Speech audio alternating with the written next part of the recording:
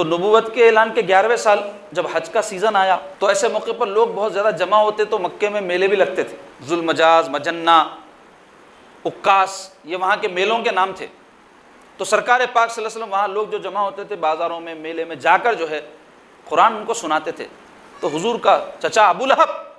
وہاں پہنچ جاتا تھا، بدبخت مٹی اچھالتا تھا، چیختا تھا، سرکار پاک ادھر قرآن پڑھتا تو زور زور سے تھالیاں پیٹتا تھا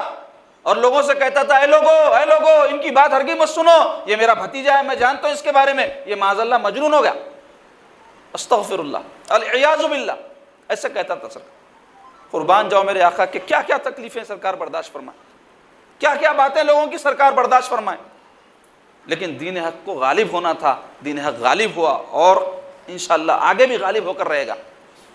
جیسا کہ قرآن میں اللہ تعالیٰ فرما رہے ہیں،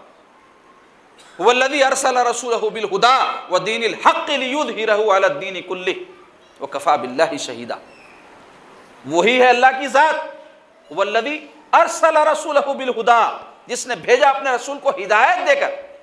ودین الحق، اور سچا دین دے کر، کیوں؟ ليظهره على الدين كله، تاکہ تمام دینوں پر اس کو غالب کر دے، وكفى بالله شهيدا، اور اللہ تعالیٰ گواہ کافی ہے، کسی اور کی ضرورت نہیں ہے۔